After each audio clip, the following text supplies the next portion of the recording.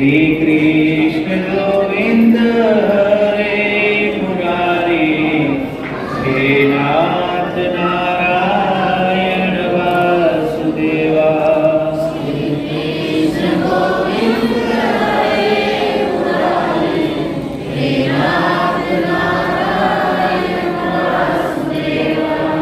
पितु मातु स्वामी सखा हमारे, हे नाथ नारायण वासुदेवा।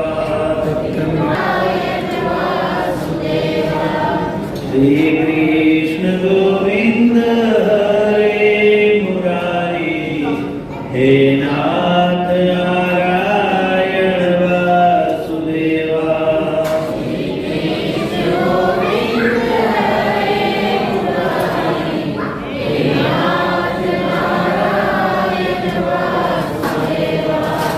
श्री कृष्ण गोविंद हरे मुरारी, हे नाथ नारायण वासुदेवा। श्री कृष्ण गोविंद हरे मुरारी, हे नाथ नारायण वासुदेवा। बोलो बद्री श्याम भगवान की, यज्ञ नारायण भगवान की, रामेश्वर भगवान की, द्वारकाधीश भगवान की, जगन्नाथ धाम की, जगन्नाथ भगवान की, शुक्राबाल माता की, सच्चे दरबार की, सत्य सनातन धर्म की, गौ माता की, यज्ञ नारायण भगवान की, श्री गिरिराज जी महाराज की जय। जय श्री राम, जय जय श्री राम, जय जय श्री राम। राम राम, राम राम, राम राम। अभी आप लोगों ने सभी ने आज कई वर्षों के बाद जो मेरे मन में इच्छा थी, और आप लोगों की ही वजह से थोड़ा आगे पीछे हो जाता था, वास्तव में जो आज चरण पादुका की जो सही में जो पूजा होनी चाहिए, वो कई वर्षों से ऐसे अस्त व्यस्तता होती रही। आप लोगों का प्रेम भी था, आप लोगों का उत्साह और श्रद्धा को देखते हुए शायद मेरा मन नहीं कर पाया आगे कोई इस तरह से करने का, लेकिन सत्य यही है। एक बार आप लोगों ने आचार्य जी अभी कथा सुना रहे थे, मैंने बहुत अच्छी तरह सुन ली, और उसमें माइक की खराबी की वजह से आवाज़ अच्छी तरह उसकी व्यवस्था नहीं कर पा रहे थे, तो समझ में शायद नहीं आया होगा। एक बार ऐसा कहते हैं कि भगवान ठाकुर जी ने, श्री कृष्ण भगवान ने धर्मराज युधिष्ठिर जी को बोला कि आप सारे राजाओं को आमंत्रित करें और राजसूय यज्ञ करें, क्योंकि सारे राजा आपके अधीनस्थ हो गए हैं, सारे आपके मित्र भी हैं, आपको चाहने वाले हैं, आपकी बात मानते हैं। तो आप राजसूय यज्ञ करें, क्योंकि अभी आपको ये यज्ञ करना चाहिए। आपका इतना ज्यादा प्रभाव हो गया है कि आपको यज्ञ करना चाहिए। तो राजसूय यज्ञ का निमंत्रण सारे राजाओं को भेजा गया। सभी राजा बड़े प्रसन्न हुए, बड़े खुश हुए, सादर आमंत्रित किए गए और सभी लोग आए बड़े प्यार से। राजसूय यज्ञ में क्या होता है, ऐसा कहते हैं राजा महाराजा आएंगे, आगंतुक जितने भी अतिथि हैं, बड़े बड़े विद्वान हैं, साधु संत महात्मा जो होते हैं, और बड़े बड़े विद्वान तपस्वी, उनका आतिथ्य, उनको जैसे वो आते हैं तो उनकी चरण प्रक्षालन करते हैं, उनके पैर धोते हैं राजा महाराजा, सभी लोग वो पैर धोएंगे, प्रणाम करेंगे, फिर भोजन जो बना होगा प्रसाद वो राजा लोग परोसना शुरू करते हैं। सभी जितने भी ऋषि मुनि होंगे, बड़े बड़े विद्वान होंगे, तपस्वी होंगे, उनको राजा लोग खिलाते सभी लोग। तो वहां पे सभी की एक व्यवस्था बनाई गई थी कि आप लोग पत्तल फेरेंगे, कोई सब्जी बांटेगा, कोई दाल बांटेगा, जैसे भोजन की व्यवस्था होती है, सभी को सेवा दी गई, सभी को। इसी तरह से कौन अब पत्तल उठाएगा, ये भी तो है, सभी लोग तो अपने अपने हिसाब से। तो ऐसा कहते हैं कि पैर धोने और जूठी पटले उठाने का किसी ने भी सेवा नहीं की। तो भगवान ठाकुर जी ने कहा धर्मराज युधिष्ठिर जी से कि जब कोई भी सेवा आपकी बच जाए, कोई ना ले, तो वो मुझे बताना। तो वो ठाकुर जी ने चरण धोने की सेवा, पैरों की चरण धोने की सेवा और जूठी पटले उठाने की उन्होंने खुद जिम्मेदारी ली और वो खुद भगवान ने की। तो इस तरह से वो सेवा लेने के बाद यज्ञ संपन्न हुआ। जितने भी राजा महाराजा आज बैठे हैं, बैठने के बाद सभी को यथावत आए हुए हैं तो उनको आशीर्वाद के रूप में और प्रसाद के रूप में कुछ न कुछ अब विदाई होगी। लेकिन उससे पहले सभी ने एक स्वर से कहा कि हे राजन महाराज युधिष्ठिर, आपने बहुत बड़ा यज्ञ किया है। अब आपको चाहिए कि आप एक बड़े महापुरुष का चयन करें। आप अपनी सोच के अनुसार देखें कि कौन सा ऐसा महापुरुष है जिसकी चरण पादुका की पूजा की जाए, तो वो आपको करनी चाहिए। तो सारे राजा बैठे थे, तो महाराज युधिष्ठिर जी को बहुत मन में खुशी हुई, प्रसन्नता हुई कि ये वास्तव में ये बहुत अच्छा विचार है और ये सत्य कर्म है, ये मुझे करना चाहिए। तो सारे राजाओं ने कहा कि अब आप देखें कि इनमें से कौन पूजनीय है। तो बड़े बड़े राजा महाराजा बैठे थे। तो राजा महाराजा जब बैठे थे तो वहां पे भीष्म पितामह जी भी हैं। तो जब हमारे भीष्म पितामह जी की बारी आई तो सभी ने देखा कि भाई हम जितने भी राजा महाराजा हैं, भीष्म पितामह जी के आगे कोई भी नहीं, सब नीचे। तो एक राजा बोले कि भीष्म पितामह जी की पूजा होनी चाहिए क्योंकि ये सर्वश्रेष्ठ है, इनसे ऊपर कोई नहीं। तो दूसरा राजा बोला कि क्या वेद व्यास जी महाराज जी के सामने यहाँ पे उपस्थिति है वेद व्यास जी की, और उनके सामने क्या भीष्म पितामह जी जब इस तरह का प्रश्न उठा के सेवा और पूजन का विषय है, तो क्या ये पूजन स्वीकार करेंगे भीष्म पितामह जी? इस पूजा को ग्रहण करेंगे? तो भीष्म पितामह जी ने हाथ जोड़ के कहा नहीं। जब वेदव्यास जी साक्षात यहाँ पे विराजमान हैं, वो भगवान का रूप है, तो मैं उनके सामने ये पूजा स्वीकार नहीं कर सकता। तो कहते जरासंध के बेटे ने कहा उठ करके कि जब भीष्म पितामह जी श्री वेदव्यास जी के सामने ये पूजा स्वीकार नहीं कर सकते हैं, तो क्या भगवान वासुदेव श्री कृष्ण के रहते श्री वेदव्यास जी महाराज क्या ये सेवा और ये पूजा स्वीकार करेंगे? तो श्री वेदव्यास जी महाराज जी ने कहा नहीं, मैं भगवान श्री कृष्ण के सामने उपस्थित जब वो वहां पर हैं तो ये पूजा मैं स्वीकार नहीं कर सकता हूँ।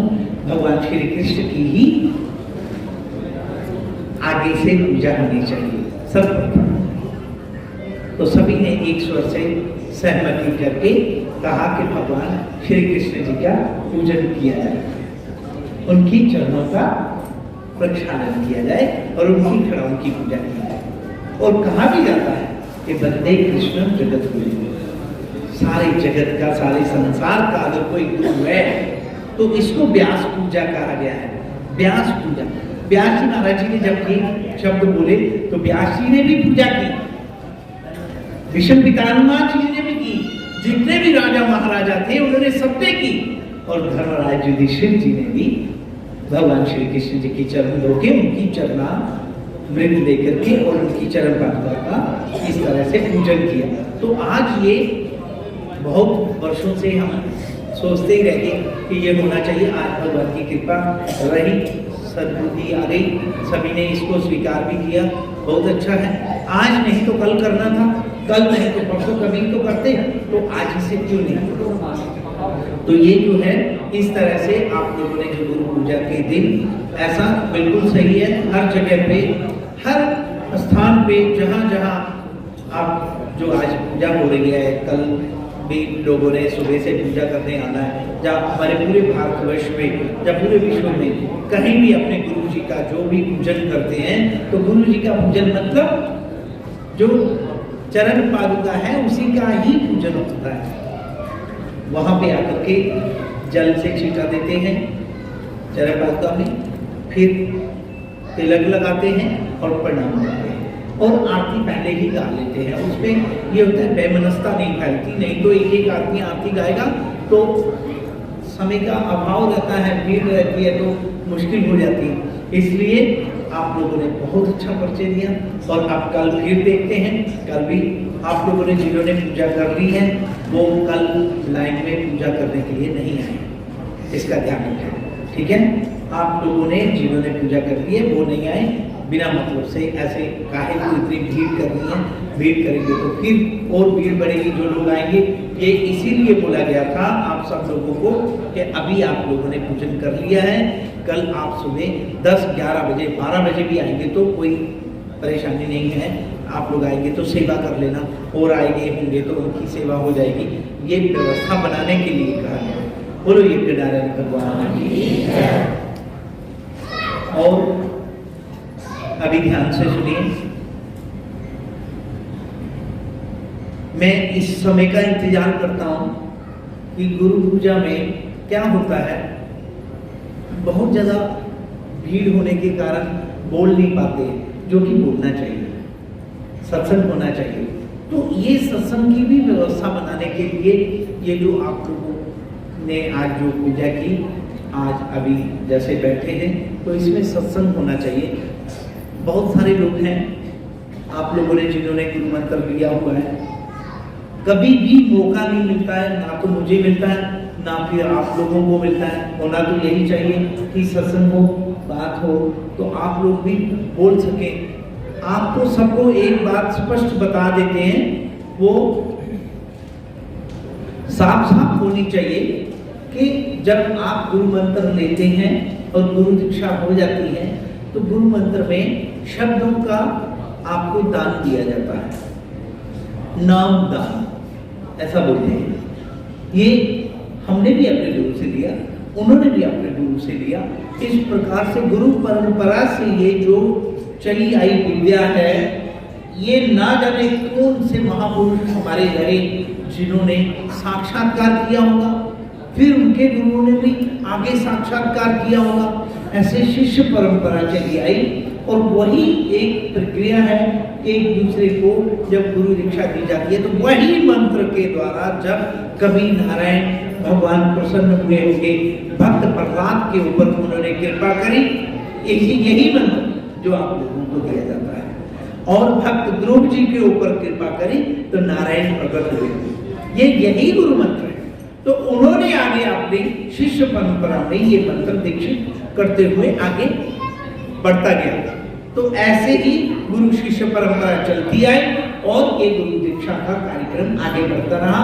और ये वही मंत्र हैं जिनके द्वारा नारायण प्रसन्न होकर के अपने भक्त को दर्शन दिए थे। तो ये इसी तरह से दर्शन दिए। तो आज आपको भी मेरे गुरु ने मुझे दिया तो मैंने आपको एक गुरु दीक्षा दी। आपको ये विश्वास अपने मन में लेके चलना पड़ेगा कि ये वही मंत्र है जो भक्त प्रहलाद को दर्शन हुए थे, ये वही मंत्र है जो भक्त ध्रुव जी को दर्शन हुए थे, गोस्वामी तुलसीदास जी को हुए, मीराबाई को हुए। ऐसे बड़े बड़े ऋषि मुनि महापुरुष हुए जिनके जीवन में यही मंत्रों के द्वारा भगवान की प्राप्ति हुई और साक्षात्कार हुआ। तो आज आपको भी ये जो दीक्षा दी जाती है, ये जो गुरु मंत्र दिया जाता है, ये वही गुरु मंत्र है, ये वही मंत्र है। तो इसीलिए सत्संग के माध्यम से एक दूसरे के साथ गुरु और शिष्य बैठ करके चर्चा कर सकते हैं। और आपको स्पष्ट ये करना है कि आप अपने मन में ये पूरा साफ साफ जान लीजिए कि ये वही मंत्र है, आपको कुछ करने की जरूरत नहीं है, सिर्फ आप जाप करें बस, और कुछ करने की जरूरत नहीं होती है। जाप करें, जितना ज्यादा से ज्यादा हो सके मंत्र जाप करें बस। और विश्वास मानिए ये वही मंत्र है जिसके मंत्रों के द्वारा जाप करने से भक्त प्रहलाद को दर्शन हुए। तो आपको क्यों नहीं होंगे? तो ये तो विश्वास करना पड़ेगा आपकी श्रद्धा कैसी है भगवान के प्रति, आपका विश्वास कितना है, आप भगवान को कितना प्यार करते हैं, ये तो आपका है, ये तो आपका है, आपका, मेरा नहीं होगा वह। मेरे गुरु ने भगवान को कितना प्यार किया वो मैं नहीं कर पा रहा हूं। जब उनके गुरु जी ने भगवान को कितना लाड लड़ाया होगा, कितना श्रद्धा से प्यार किया होगा, कितनी साधना, कितनी तपस्या की होगी, इसके विषय में कहा नहीं जा सकता, क्योंकि उस समय ऐसे होता था कि बहुत तपस्या करते थे। तो आप वो नहीं कर पाएंगे, वो नहीं कर पाएंगे, लेकिन आप विश्वास तो रखें, आप श्रद्धा तो रख सकते हैं। आपका भगवान के प्रति जो है आपका अटूट संबंध, जो विश्वास है वो मजबूत रखें, और विश्वास के साथ साथ आपकी श्रद्धा मजबूत होनी चाहिए। आप भगवान को कितना प्यार करते हैं और उसको प्रेम को बढ़ाएं, और खूब जाप करें, खूब जाप करें। जितना ज्यादा आप जाप करते हैं उतना ज्यादा उस जाप का प्रभाव पड़ता है और अभ्यास हो जाता है। तो फिर क्या होता है, अनवरत आपका मंत्र हमेशा चलने लगता है, वो जाप अपने आप जपने लगता है, जिसे लोग, संत लोग, महात्मा लोग अजपा जाप बोलते हैं। अजपा मैंने आप जप नहीं रहे हैं, लेकिन वो चल रहा है। अजपा जाप मतलब जपा नहीं जा रहा है, लेकिन वो आपने इतना जप लिया है कि आप अजपा हो गया है, आपको जपना नहीं पड़ रहा है, वो अपने आप स्वतः चल रहा है। तो इतना जाप ऐसा हो जाए और वो स्वतः ही चलने लग जाए, और धीरे धीरे एक विश्वास ऐसा हो जाएगा, भगवान के प्रति प्रेम और लगन ऐसी लग जाएगी, जो ऐसे महापुरुषों को, भक्त प्रहलाद जी को ऐसी लगन लगी, ऐसे ध्रुव जी को लगी, मीरा जी को लगी, साक्षात नारायण के दर्शन हुए भगवान के, साक्षात। और ये जान लीजिए, आप अपने मन में विश्वास रखिए, ऐसे तो सामने मुरली वाला सामने प्रकट होगा, ऐसा तो कभी होता नहीं, आज इस वर्तमान युग में होगा नहीं, क्योंकि हमारे अंदर इतनी क्षमता भी नहीं है और इतनी हमारी जो है श्रद्धा भी नहीं है। लेकिन आपको कहीं ना कहीं भगवान के ऐसे दिव्य अलौकिक चमत्कार से परिपूर्ण दृश्य दिखाई दिए जाएंगे। आपको ऐसे लगेगा कि मैं जाप कर रहा हूं, मुझे कोई प्रकाश इस प्रकार का दिखा। जब आपको ऐसा जाप करते करते हो सकता है कि हल्की सी नींद आ गई, उसी नींद में परमात्मा के दर्शन होंगे, भगवान के होंगे, राधा रानी के होंगे, क्या पता चलता है, कुछ भी हो सकता है। साक्षात दर्शन करने के लिए ये बात पक्की है कि हम सब लोग तैयार नहीं हैं, विश्वास भी नहीं होगा, तैयार ही नहीं है हम लोग, क्योंकि तैयारी का मतलब होता है कि क्या उस प्रकाश को सहन कर पाएंगे, उस भगवान के उस प्रकाश को सहन कर पाएंगे। अगर हमने प्रकट करने के लिए जिद करी और वो कुछ हल्का फुल्का सामने हवा भी, जैसे आप ध्यान दीजिएगा, आप अपने अपने घरों में जब आप बैठे हैं, जाप कर रहे हैं, सुबह या रात को सोते समय अपने बेड पे बैठे हैं, या जमीन पे, जहां भी 1 मिनट भी बैठे हैं या 2 मिनट, उसी वक्त आपको ऐसे कोई टच करे तो, जैसे ऐसे शरीर में कोई टच करे तो क्या करेंगे?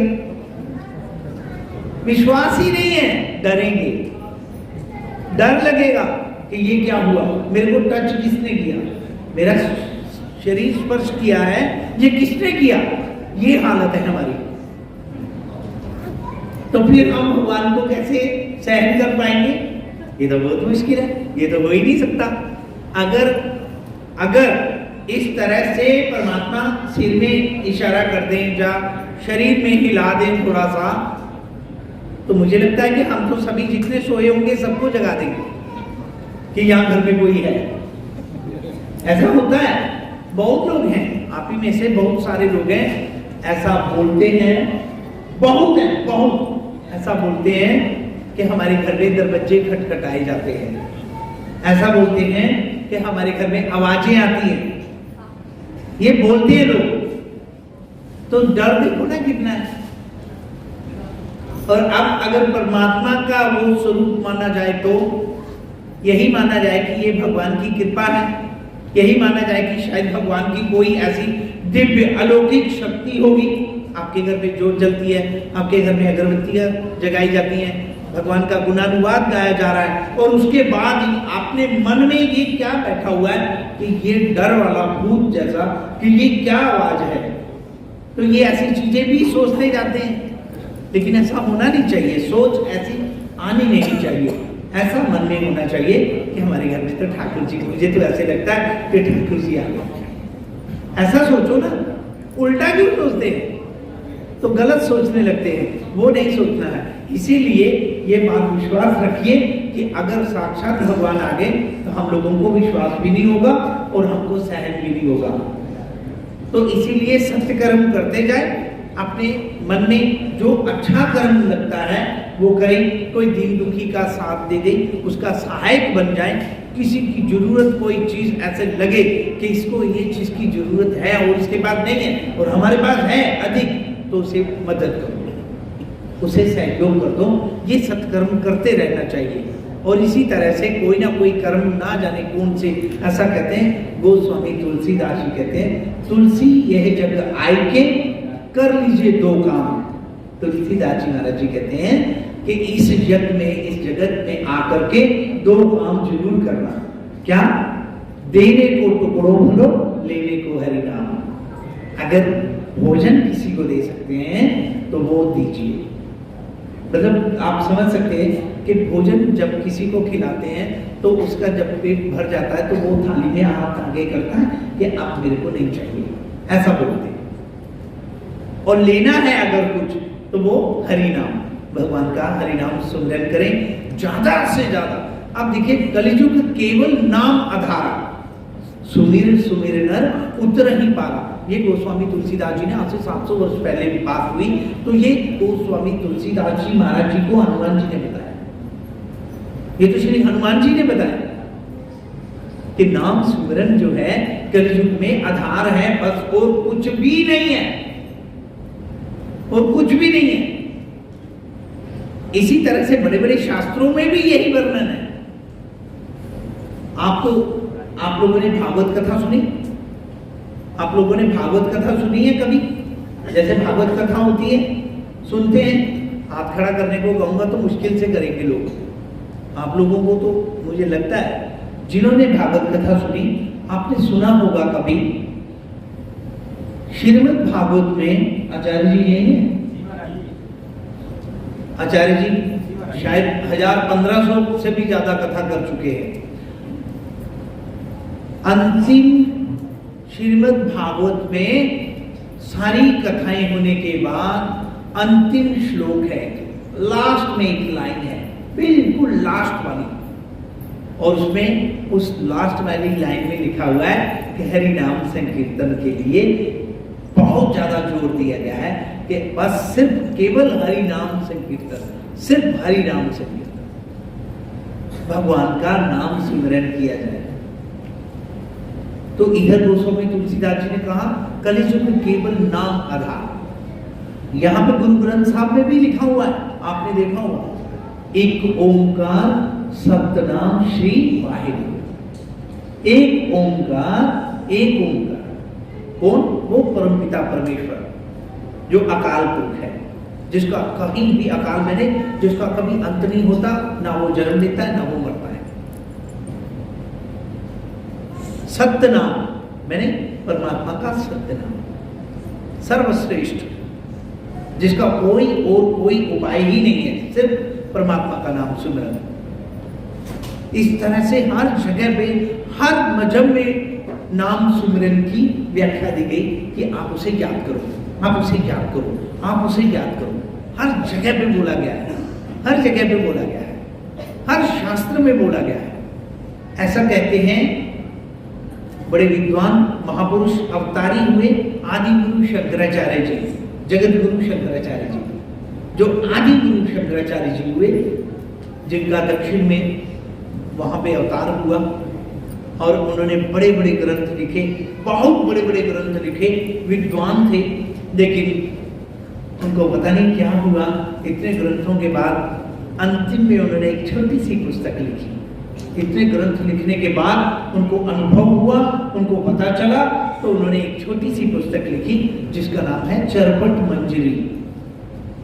चरपट मंजरी उस पर लिखा है भज गोविंदम गोविंदम भज मूढ़मते। इतने बड़े महापुरुष अवतारी, बड़े बड़े ग्रंथ लिखे उन्होंने, विद्वान, और वो कह रहे हैं इतने ग्रंथ लिखने के बाद में उनको जब पता चला तो वो कहते हैं भज गोविंदम गोविंदम भज मूढ़मते। हे मेरी बुद्धि, तुम कहां चली गई थी? इतने ग्रंथ लिखे, अब तुम्हें पता चला कि नहीं? अब चला पता क्या कि भज गोविंदम, परमात्मा का नाम सिमरन करो। तो याद रखिए, आपको जो गुरु मंत्र मिला ये आज व्यास पूजा के दिन सत्संग के माध्यम से, ये बहुत अच्छा है। आपको समय भी मिला, मुझे भी बहुत अच्छा लग रहा है कि आप लोगों को बताने में बड़ी खुशी हो रही है, नहीं तो ऐसा मौका ही नहीं मिलता। वैमनस्यता इतनी फैलती है। अभी आपने देखा एक एक लाइन बोलने लगे कि उठ के आओ, तो भी क्या होता है, एकदम ज्यादा भीड़ हो जाती है। होना ये चाहिए कि एक एक लाइन करके आप लोग सारे तो गुरु भाई बहन हैं, सभी तो एक दूसरे के साथ प्रेम होना चाहिए, मिलजुल करके आगे। और आपको एक और खुशखबरी सुनानी है। ज्यादा से ज्यादा इस बार मैं बद्रीनाथ में नहीं रह पाया, मुश्किल से मुझे लगता है 7-8 दिन, बस 10 दिन नहीं रुका मैं, ज्यादा मैं रुका ही। लेकिन ये 10 दिन भी जो नहीं रुका, राधा कुंड में है। राधा कुंड में एक आश्रम बनाने की तैयारी चल रही है। देखते हैं क्या ठाकुर जी की इच्छा है, वो अभी हमें कुछ पता नहीं, लेकिन वो बड़ा आश्रम बनेगा, बहुत ही बड़ा उसको सोचा हुआ है। तो उसकी तैयारियां चल रही हैं, जमीन खरीद रहे हैं वहाँ पे, और 50 बीघे से ज्यादा तो जमीन चाहिए। उस जैसे आपने प्रेम मंदिर का दर्शन किया है कभी नहीं? हाथ खड़ा करो जिसने किया है, बहुत बढ़िया, धन्यवाद। इससे डबल मंदिर बनने वाला अपना ठाकुर जी। प्रेम मंदिर बहुत अच्छा है। बदल का मतलब हमने ये संकल्प पता नहीं ठाकुर जी ने कहाँ से ये दिलवाया, तो उसकी तैयारी चल रही है। तो उसके लिए राधा कुंड में ही रहना बहुत जरूरी भी है। जमीनें ले रहे हैं, अभी बहुत सारी जमीनें ले ली हैं, कम से कम पता नहीं क्या ठाकुर जी की इच्छा है, मैं बोल भी नहीं पा रहा हूँ। आपको आज बोला है सिर्फ यही बात, इससे आगे नहीं बोलेंगे। तो इसीलिए वहाँ पे रहना पड़ रहा है और जरूरी भी है। अब कुछ पता चल जाता है, आप लोग जानते हैं कि जमीन के माध्यम से क्या होता है कि लोगों को जब पता चलता है कि यहाँ पे एक बड़ी चीज़ बन रही है, तो आसपास में जमीनें फिर क्या है कि वो महंगी हो जाती हैं। तो वो वहाँ पे बहुत स्पीड में काम चल रहा है, हम ले नहीं पा रहे हैं, लोगों की रेट बढ़ जा रही है। तो उसके लिए मुझे वहाँ पे रहना पड़ रहा है। तो ठाकुर जी से प्रार्थना है। और एक और खुशखबरी, आप लोगों की ही सबकी वजह से आप लोग श्रद्धावान हैं। राधा रानी में रोज नित्य प्रति आजकल वहाँ पे दीपदान हो रहा है। तो सभी जितने भी आपके गुरु भाई हैं, गुरु बहनें हैं, बच्चे हैं, छोटे छोटे, सारे दीपदान कर रहे हैं। राधा रानी के चारों तरफ कोशिश करते हैं कि चारों तरफ हो, लेकिन कुछ संगत के लोग कम हैं। 6000 दीपक जलाने पड़ते हैं, वो बड़ा मुश्किल होता है। तो कभी कभी जलते हैं, कभी कभी नहीं जल पाते हैं। 6000 दीपक जलाने के लिए लोग चाहिए। पहले दीपक रखने, फिर उनमें बत्तियां, फिर तेल, फिर उसमें अग्नि प्रज्वलित करनी है। तो उसके लिए तो लोग चाहिए। तो वहाँ बहुत कम है, 15-20 बच्चे हैं, थोड़े थोड़े करके जला पाते हैं, सारा नहीं। लेकिन ये चल रहा है और चलता रहेगा। इसका ये संकल्प राधा रानी ने कहा कि ये यहाँ पर आप दीपदान का ऐसा यहाँ पर सेवा मिल गई, तो वो मेरे को सेवा मिली। तो आप लोगों की वजह से ठाकुर परिवार की तरफ से जो चल रहा है वहाँ पे बहुत अच्छा हो गया। और अब आगे जल्दी से जल्दी कोशिश करते हैं, ठाकुर जी से प्रार्थना करते हैं कि ठाकुर जी जल्दी उस मंदिर का कार्य शुरू करवा दें। बोलो बांके बिहारी लाल।